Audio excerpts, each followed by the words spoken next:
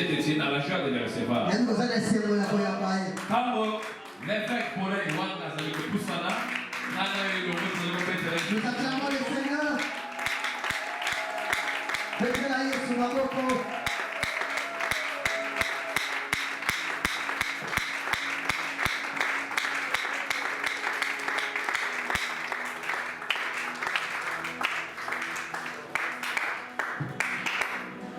Merci, Tokoui Boval.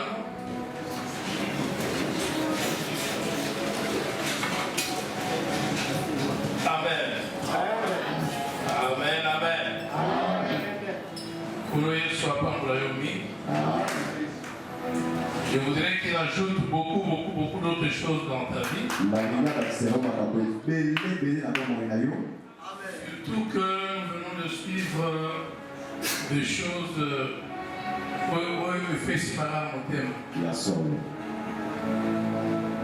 Chose que nous venons de suivre tout à l'heure là.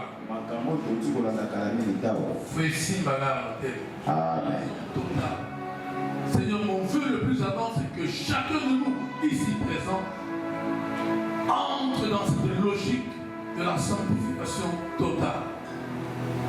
Nous prions que tu continues avec nous dans cette deuxième intervention, que tu nous assistes du début à la fin, et que le cœur de chacun de nous soit profondément touché au travers de cette intervention. Au nom du Seigneur Jésus-Christ. Amen. Est-ce qu'on peut applaudir pour la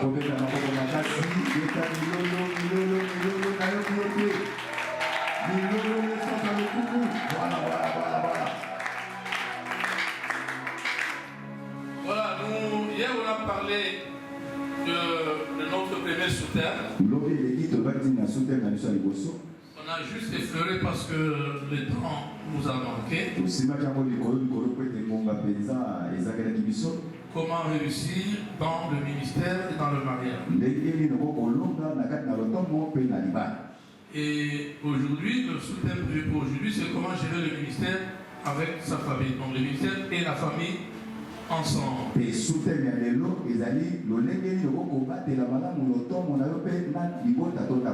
Quand on parle de famille, on voit femme et enfant.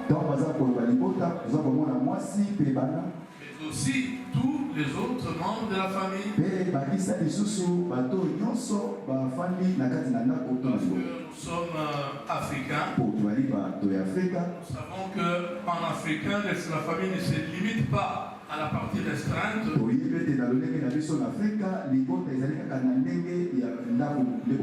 La grande famille, une famille élargie, c'est toujours la famille. Bien-aimés, frères et sœurs, serviteurs et servants de Dieu, le défi, on a dit hier, à relever par les jeunes chrétiens sont énormes.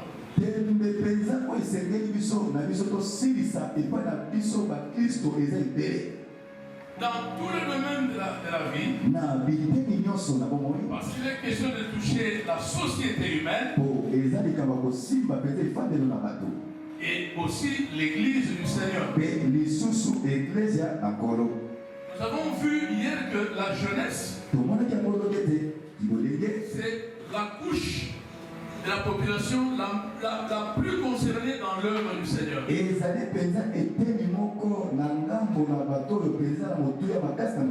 La plus concernée par plusieurs raisons. Pour plusieurs raisons. Par le fait qu'ils ont l'énergie, la force, la disponibilité, la robustesse.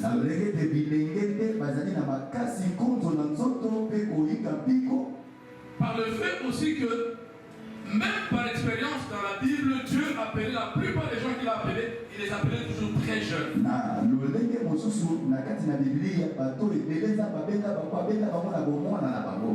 Amen. Et donc, les jeunes, c'est la couche qui doit relever les défis. Tout ce que nous allons voir aujourd'hui, ça va parler beaucoup plus de la jeunesse. Mais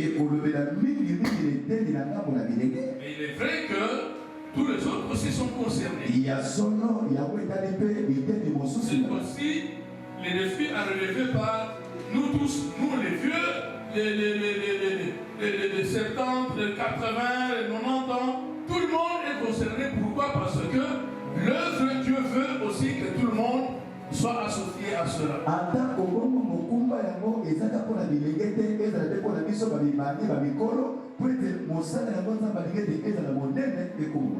Bien-aimé, dans les années passées,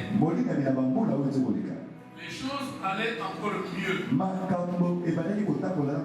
Aujourd'hui, là, plus le temps passe, plus le diable devient très mordant dans sa manière de coincer les enfants.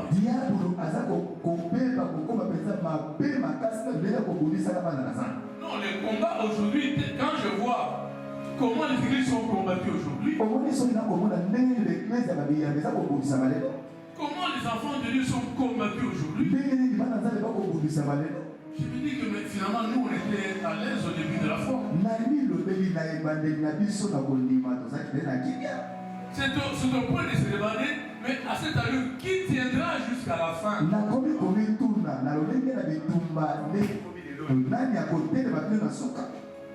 Amen.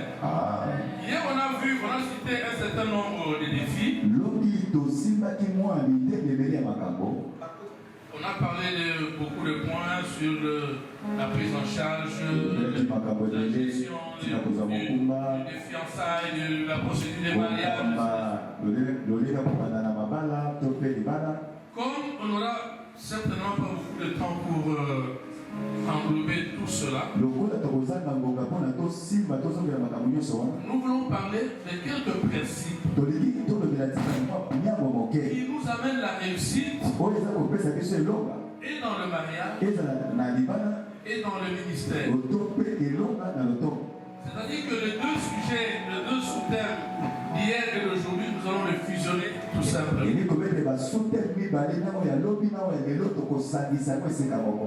Nous allons faire comme les juristes disent là-bas, nous allons faire la jonction. Amen. Bien-aimés, les défis sont nombreux. Mais comment on peut réussir dans le mariage et dans le ministère? Est-ce que cela est possible de combiner et le mariage et le ministère? Nous voyons certaines doctrines dans le monde, on est en train d'insister sur le célibat, que les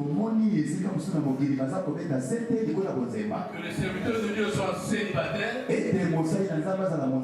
parce qu'en tant que marié, il ne saura pas gérer et la maison et le travail du Seigneur. Et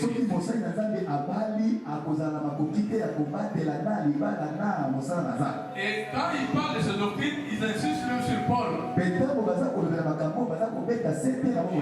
dit les exemples sont là dans la Bible. Paul a refusé de se marier.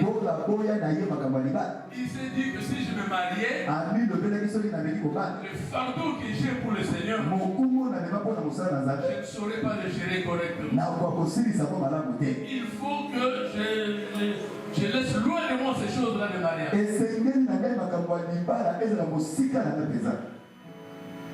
Amen. Effectivement, Paul ne s'est pas marié.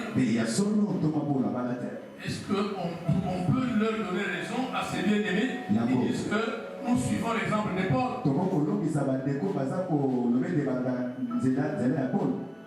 Malheureusement pour eux, ils citent que l'exemple de Paul, alors que dans la Bible c'est tout plein de serviteurs de Dieu mariés.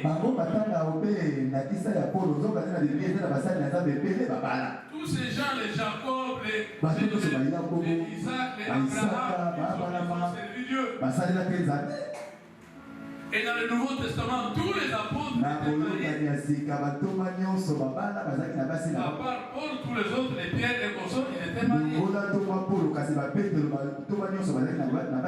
y a quand même moyen, par la grâce du Seigneur, de combiner et le mariage et l'œuvre du Seigneur. Et la paix, mon sang, Parce que tout ça, c'est Dieu qui le fera. Si nous sommes attentifs à l'Esprit de Dieu qui est en nous, si nous sommes attentifs aux injonctions du Saint-Esprit dedans de nous, on peut arriver à joindre ces deux choses sans trop de difficultés. Amen. Le premier principe que nous voulons voir, c'est la pratique de la parole de Dieu. Si nous mettons la parole de Dieu en pratique dans notre quotidien, dans notre vie de tous les jours, on va réussir ces deux paris. On va réussir et à la maison et ici. Parce que la parole de Dieu a la capacité de résoudre tous nos problèmes. Amen. Aucun problème ne peut être au-dessus de la capacité de la parole du Seigneur.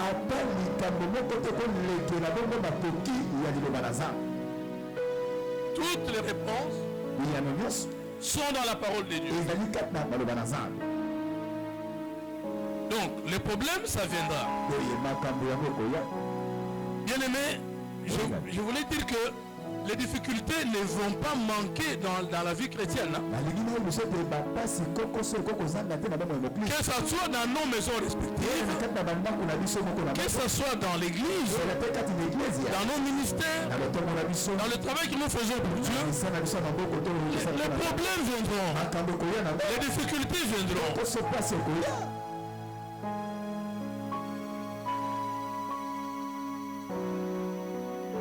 Il y a des gens qui disent, j'ai déjà rencontré un couple Babouni Bitoum. Mais comment bien le comité à niveau Bitoum? Oh non, mais la Bible dit que film est là la Rahab. Avec verset à l'appui. Donc, on peut en venir aux mains quand on ne sait pas faire autrement. Mais bien aimé, la parole de Dieu peut résoudre ce problème sans que Bitoumeya.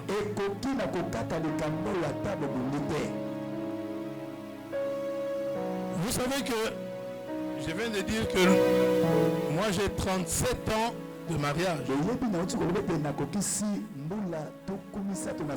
dans ces 37 ans, Tobunda Bitumbate, Azwa Mbata ya Pambate.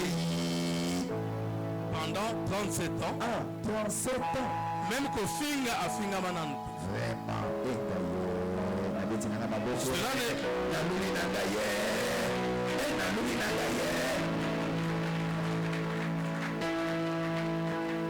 cela ne veut pas dire qu'il n'y a pas de problème.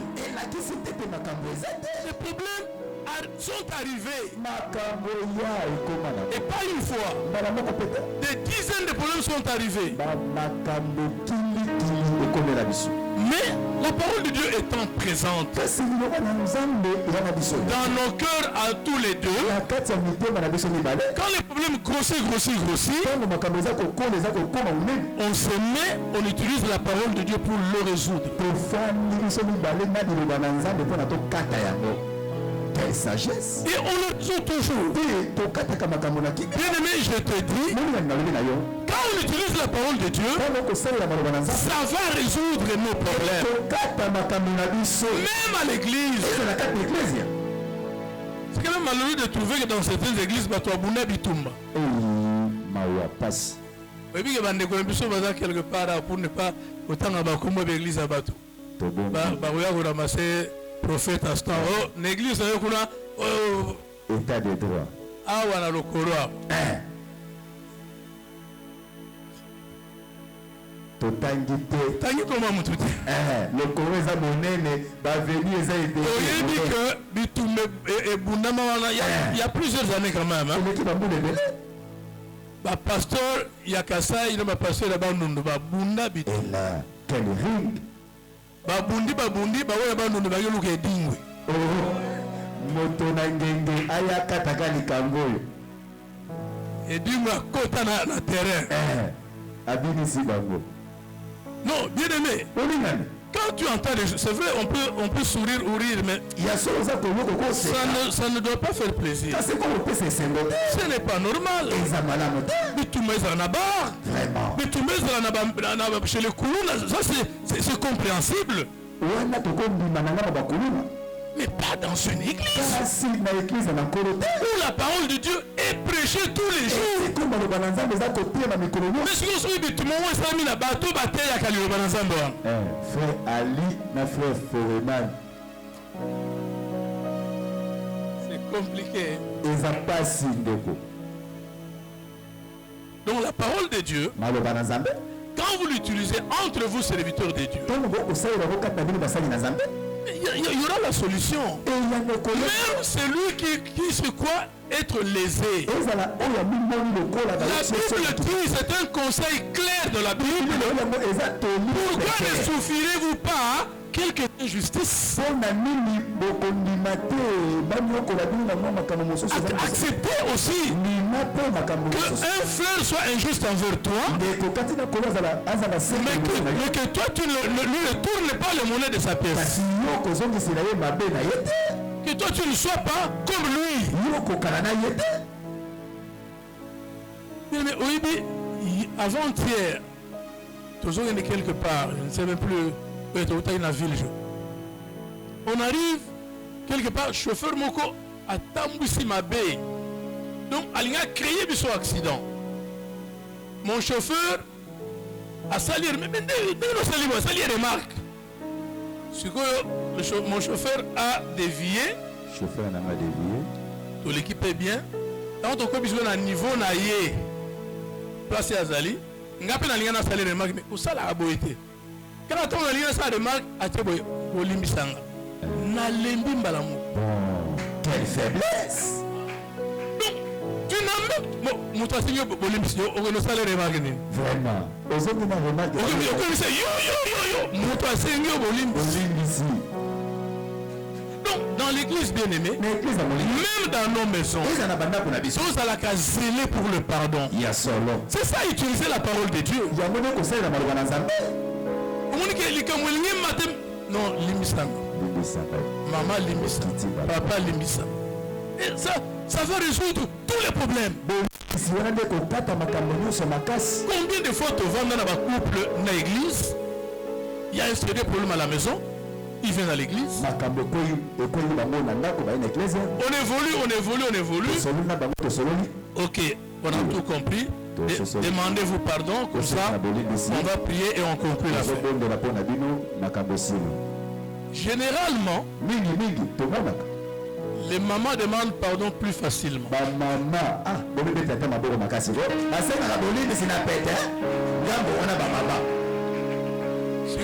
Papa ne veut pas chef. C'est un chef. Il est shérif. Il est un chef. C'est un volume. C'est un. Papa, nous c'est là. Mon général. Alim Sanga. Quel commandement. Donc, qui chef même il a aussi un pardon. Non. Bien aimé, comme qui dit ça, pardonne-moi, et l'embissaka motema. Et ça résout des problèmes qui peuvent vous amener très loin. Un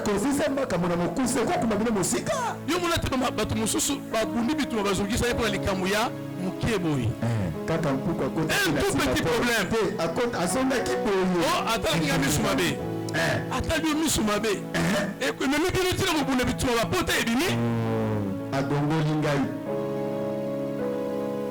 Amen. Amen. Donc utilisons la parole de Dieu à chaque instant de notre vie. Et dans nos maisons. Et dans l'église. Ça va résoudre tous nos problèmes. Parce que la parole de Dieu a prévu ça bien avant même la fondation du monde. Dieu avait prévu ça. Dieu a prévu que la situation aboyée, telle parole va résoudre les problèmes. La situation aboyée, telle parole, ça va résoudre les problèmes. Amen. Amen. Le deuxième principe qu'on voulait voir, c'est l'unité et la cohésion.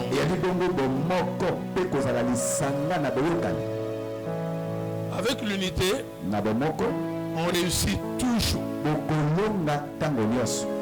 Et donc l'unité est à préserver dans tous les domaines de notre vie. Il faut les préserver, surtout dans nos maisons. Vous savez que quand Dieu regarde un couple, Dieu n'a jamais vu un couple batumibale. Il a dit, les deux deviendront une seule chair. Donc Dieu vous attend dans l'unité pour qu'à mon abino mutumoko. Ceux qui vont kabwani boza sous mutumoko te bokomi deux personnes. Ozongi batumibale. À ce moment-là, Dieu n'agit plus là-bas. Dieu n'agit pas quand il n'y a pas d'unité dans une maison. Je parle souvent aux jeunes de cette affaire. Parce que ce sont les jeunes qui sont plus bouillants, plus fougueux. Les jeunes bougent un peu trop par rapport à nous autres qui sommes en train de partir là. Les jeunes sont beaucoup plus virulents, beaucoup plus violents. Ce sont eux qui peuvent facilement kokabwana. Il faut donc préserver l'unité et la cohésion. Dans 1 Pierre 3, on peut nous lire le passage de la première épître de Pierre, chapitre 3.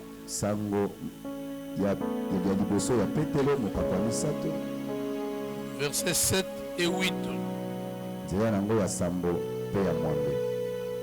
J'espère qu'on a... Oui, l'interprète peut nous lire. 1 Pierre 3, 7 à 8. Nous lisons au nom de Jésus-Christ. Amen. Marie, montrez à votre tour de la sagesse dans vos rapports avec vos femmes, comme avec un sexe plus faible. Honorez-les comme devant aussi hériter avec vous de la grâce de la vie. Qu'il en soit ainsi, afin que rien ne vienne faire obstacle à vos prières. Enfin, soyez tous animés des mêmes pensées et des mêmes sentiments, pleins d'amour fraternel, de compassion, d'humilité. Amen. On peut applaudir pour la parole du Seigneur.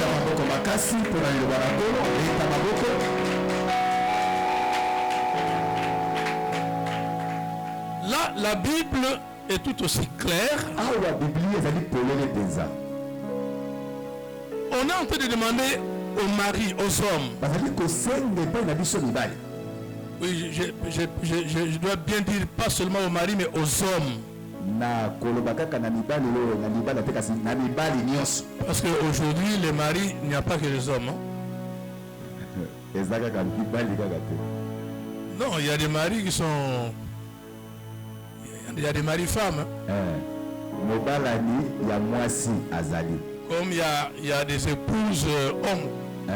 ndenge moko bamwasi mobali bamibali basi bazali. C'est pourquoi nous devons insister que Dieu demande au mari homme. yango tozobeta sete nzambe aza kolobela nde mibali oyo ya solosolo. Parce que Dieu ne connaît pas les histoires qu'on est en train de fabriquer à gauche, à droite. oyo wana ya sangisa te lokola mobali lokola mwasi na katikati. Dieu dit, ayez montré de la sagesse nzambe alobi bolakisaka bwania dans vos rapports avec vos épouses, na kati na bozali na bino na basi na bino, sachant qu'elles sont de sexe plus faible. koyebaka ete bango bazali penza bato na botawu. Honorez-les. otosa bango. Les gens croient peut-être que quand on dit honorer la femme, oh, honoré. c'est la femme qui doit obéir à l'homme, mais la Bible demande aussi à l'homme d'honorer sa femme. Honorer ne veut pas dire qu'il faut l'élever, mais il faut la considérer avec honneur. Il faut la considérer avec honneur, il faut avoir de l'honneur envers elle. Et la Bible continue en disant que faites cela pour préserver l'unité, pour que rien ne vienne faire obstacle à vos prières. Donc quand il n'y a pas d'unité dans la maison, la prière n'arrive pas. Les gens croient que quand nous qui prêchons la parole de Dieu, qui dirigeons les églises, et les gens croient que le fait que tu es là devant, tu prêches, Dieu est avec toi, non? Le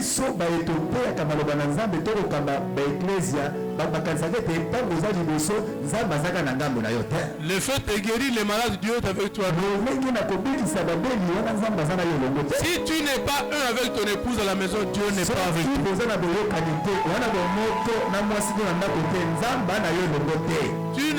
Tout ce que tu peux faire, les choses peuvent marcher normalement. Tu peux prier, les gens sont guéris. On vient de nous dire tout à l'heure que Dieu ne se répand pas de ses dons et de ses appels. Le don il est là, il va fonctionner. Parce que Dieu il veut que les gens qui t'écoutent là soient sauvés, qu'ils soient guéris. Bien aimé, le fait de guérir quelqu'un ne veut pas dire que Dieu est avec toi nécessairement.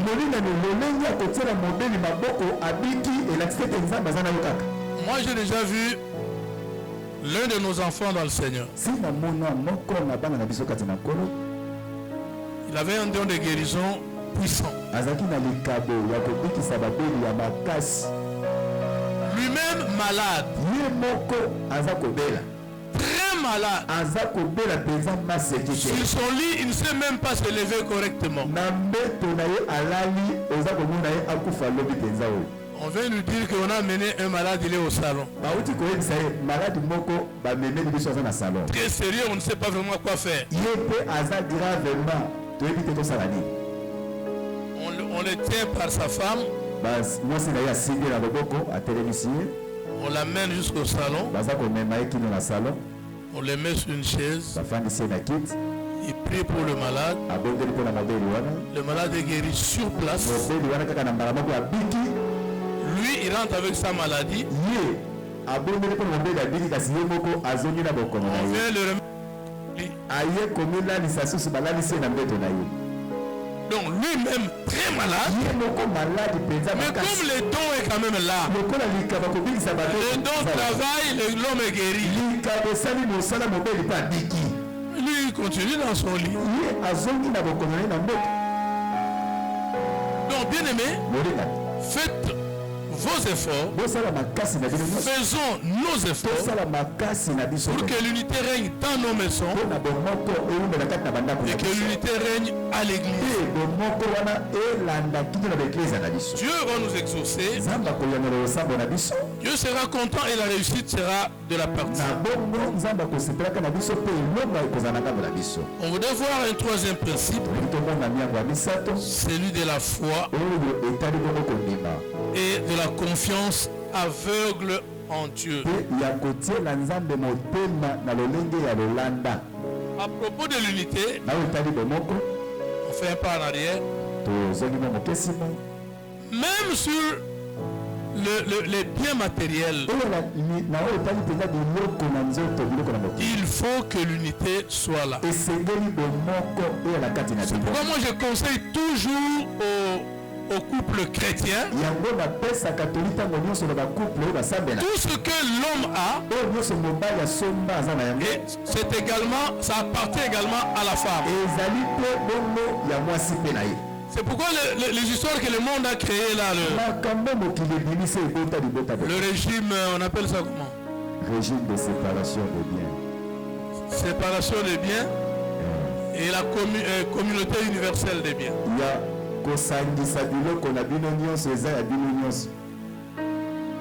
Laissons ces principes aux hommes du monde.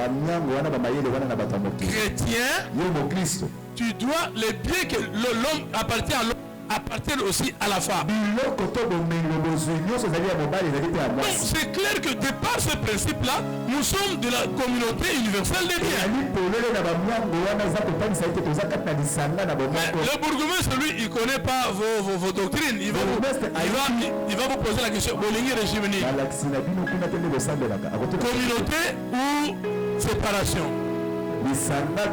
Quand tu dis séparation, vous avez commencé la séparation déjà là-bas. Donc l'unité, vous l'avez perdue déjà là-bas. Devant le bourgmestre, tout est foutu. Il faut être dans la communauté des biens. Bien-aimé, toi tu as un compte en banque. Est-ce que ta femme connaît ton compte en banque? Moi je suis dans la compte là. Mon père est dans la compte là. Chacun pour soi, Dieu pour tous. Ça n'existe pas chez Dieu. Et ça, il y a plus de balai. Vous êtes, moi quand j'ai ouvert, au niveau du travail, pendant que j'ai travaillé encore, non, il faut ouvrir un compte pour qu'on l'ouvre là-bas. Quand j'ai ouvert le compte, j'ai mis notre compte, nous gérons à deux, moi et mon épouse.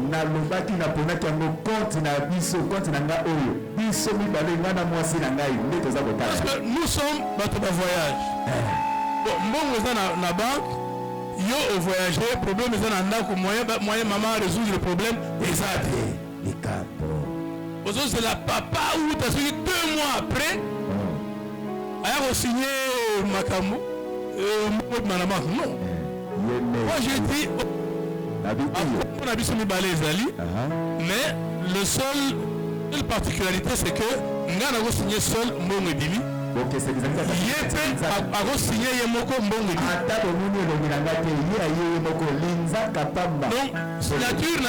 spécimen la signature dans la banque oyanga eza kuna elembo ya linzaka na ngai na yaye eza na banque. Sauf que depuis Batia qui est kuna akena ne signé. Abouakisana ye akipaka yete. Amen. Amen. Amen, amen. Amen. Vous savez qu'on a connu un problème. Hein? Pas nous, quelqu'un, un ami, un collègue de service. À Koufi. Mbongo est égal à la banque. Et même les décomptes finaux de la société, on a envoyé à la banque. Les comptes finaux de la société bâtis à la banque. Mais comme à Koufi, la femme ne peut pas aller récupérer l'argent. Et commis n'a parquet, procureur Aya, faux magistrat, la constat, et tout ça. Maintenant, à ce moment-là, c'est tout le monde qui est alerté, la famille est alertée, tout le monde est alerté. Donc tout le monde a des jumelles. Et ça combien?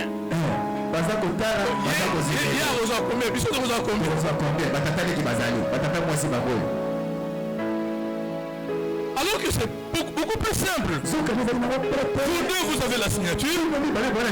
Yo, parce que nous ne sommes pas éternels, chacun de nous peut partir à n'importe quel moment.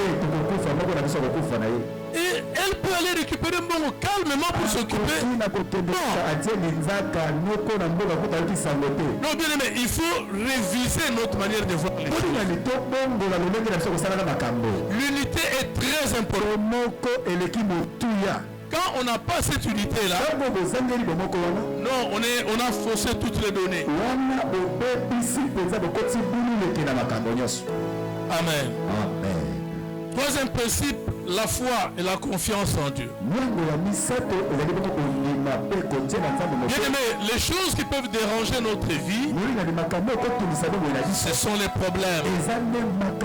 Que ce soit à l'église, que ce soit dans nos maisons, les choses qui dérangent notre quiétude, ce sont les problèmes. Mais quels que soient les problèmes qui arrivent, parce que nous sommes chrétiens, surtout vous qui êtes jeunes chrétiens, ayant cru en Jésus-Christ, nous devons quand même lui faire confiance dans tout ce qui nous arrive. En sachant d'abord que Dieu connaissait ces problèmes avant que cela n'arrive. Et maintenant que c'est arrivé, Dieu connaît ça mieux que moi. Et Dieu là, il m'a promis, il a dit, je serai toujours avec toi. Il m'a dit, les problèmes arriveront, mais moi je te donnerai toujours la victoire. Ne panique pas devant les problèmes. Ne paniquez pas devant les situations. Faites confiance au Seigneur. Vous savez, bien aimé, les gens qui font confiance au Seigneur, quand les problèmes arrivent dans leur vie, le plus souvent, la prière qu'ils font, ils remercient Dieu pour ce problème-là. Il dit, Seigneur, je te remercie. Je te rends grâce de ce que tu as permis que la maladie entre dans ma maison. Oui, mais genre la prière, on a mis chez les chrétiens, chez nous les chrétiens. À l'époque, on avait souvent cette tendance à remercier Dieu quand les problèmes arrivent. Quand tu commences à remercier Dieu parce qu'un problème est arrivé, tu mets Dieu dans une situation de déséquilibre. Il est Nanyongo pour trouver la solution à ton problème.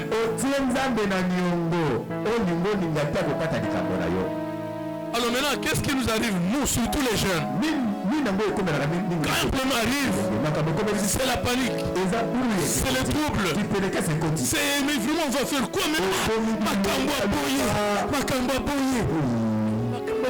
Et les Kizambi na moto, toi, ils ont makamuni noir.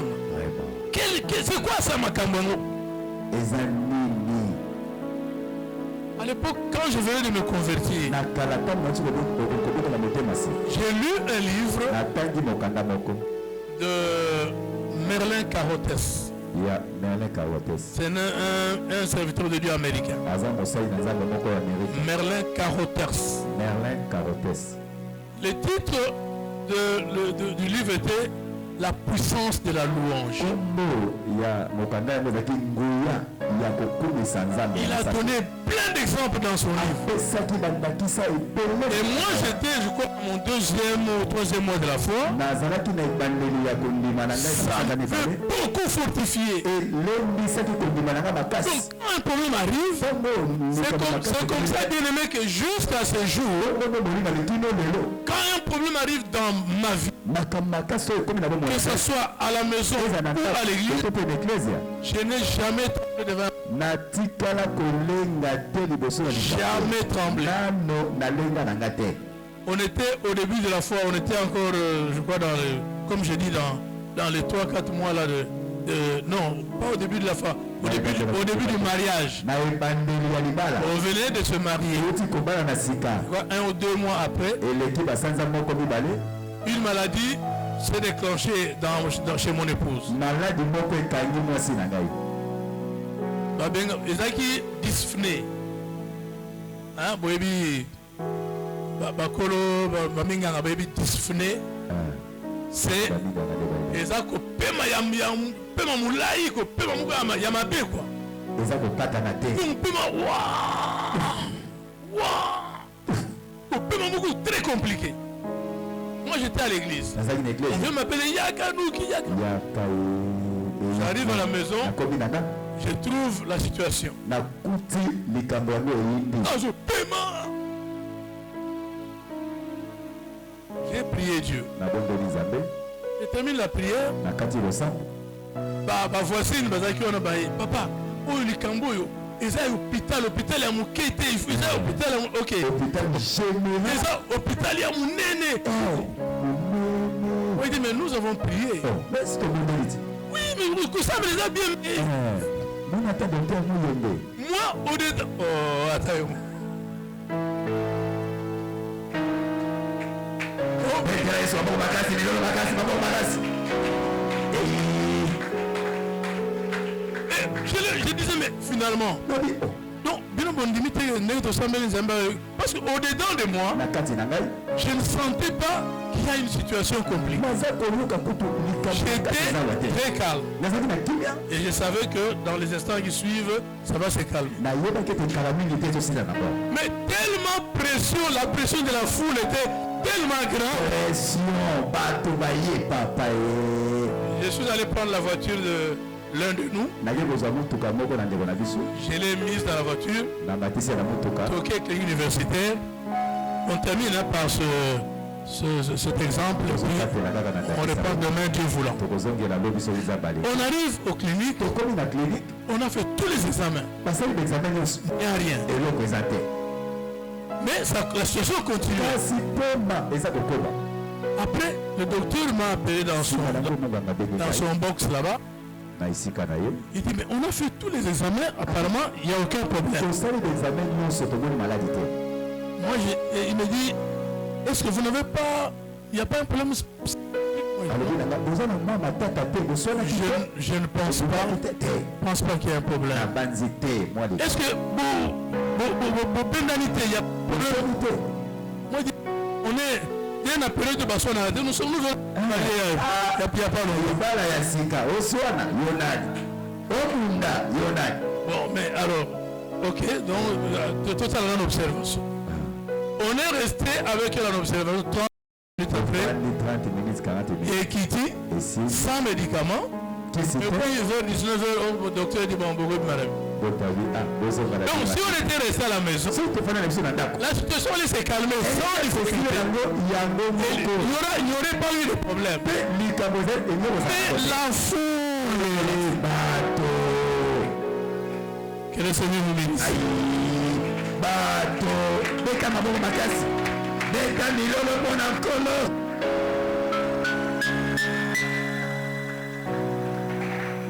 Oh, que le Seigneur vous puisse sauver. De répéter ma propre pour la recommandation. Je crois que nous sommes bénis ce soir à travers ces deux géants qui nous ont parlé de bonnes choses. Mais néanmoins, comme